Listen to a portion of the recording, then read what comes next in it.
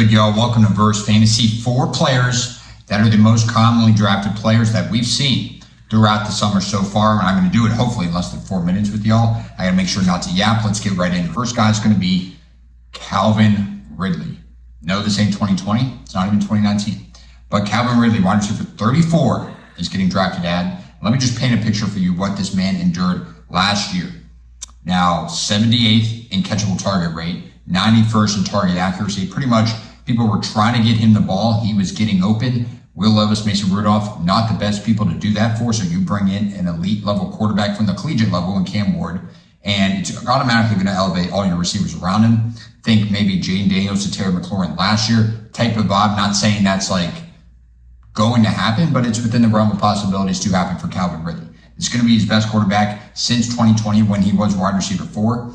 And just looking at his receiving lines on Vegas, again, always trust Vegas over anything we say, any of these talking heads say. 900 receiving yards up to 925 in some books. That is the same as Marvin Harrison, the same as Garrett Wilson, almost the same as Rashee Rice. These guys are being drafted so much higher than Calvin Ridley. So no wide receiver competition there in Tennessee either. He's a top 20 percentile separator still. So give me some Calvin Ridley. That is one of the most commonly names I see that I'm for being drafted as kind of, must-haves, 4 guys, must-haves that we got to keep going. Again, this is under 4 minutes. So number 2, we're going to go with George Kittle. End of the 4th round, early 5th round. Dude's a dog. We know this. We don't need tight end you to say this. I love everything about George Kittle. Absolutely love George Kittle. He has the highest ceiling, maybe other than Brock Bowers, Trey McBride toward the end of the year. He has the high ceiling of a tight end that can get you 30 points in the playoffs and win you weeks. He was the tight end 1 actually last year on a points per game basis, not Brock Bowers. He's been a top 5 tight end the last 5 years. People are always worried about him getting this injury-prone stigma that he's kind of like accumulated when he's really not. And the craziest stat here, without Deebo Samuel, George Kittle has played in 8 games. Without Deebo Samuel since 2021, he has averaged over 20 points per game since Deebo Samuel has not been on the field. Let me say that again.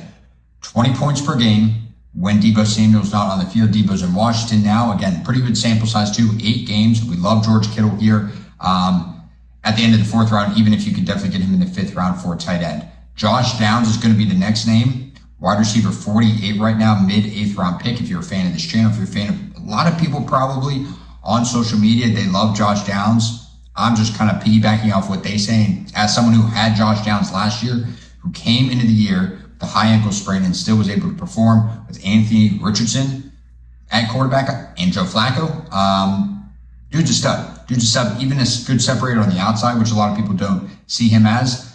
He is the best, other than Puka Nacua, 3rd-year wide receiver, in my opinion. If you put him in a JSN situation, if you put him in a Zay Flowers situation, I think he performs better than those guys. I love me some Josh Downs. He's the 10th best in first downs per route run last year. And again, I'm not saying this guy's going to finish as a wide receiver 1 because he is going to be limited based on his size, based on his ability to break tackles, and based on whatever the hell's going on in Indianapolis at QB. But one of the best route runners at his position, being drafted as wide receiver 48, absolute chef's kiss. Give me some Josh Downs all day long. And finally, we're going to go with James Conner. Still in the league. No, he's not 35 years old. 67th overall. I think everyone kind of wanted James Conner to fall off this running back cliff. But again, we haven't seen signs of a cliff from James Conner. Typically, like when there's smoke, there's fire with people like Cooper Kupp. A reason why I'm staying away from him this year. We saw the regression from him last year. That's a wide receiver example, but still with James Conner, finishes RB14, being selected right now near Alvin Kamara's RB22. His touches, his yards from scrimmage, all career highs. And I think the risk is worth the reward here in an offense that is going to be competitive. 3rd amongst running backs in forced missed tackles per carry, 1st in evaded tackles and juke rate. So he is still very much a high-end running back in the NFL, if you will, and being drafted as a back-end RB2. If he plays as much as he should, and as much as he doesn't get hurt, he didn't get hurt at all last year, then he's going to exceed these expectations for sure. He'll be as solid of a running back 2 as you could find. Again, thanks for checking in here. This is 4 guys in under 4 minutes. I think we're close to 4 minutes, but if not, thanks for checking in. We're back every single day. Verse Fantasy. Go check us out on social media. Help you win your fantasy league. Help you enjoy sports more. We out. Appreciate y'all.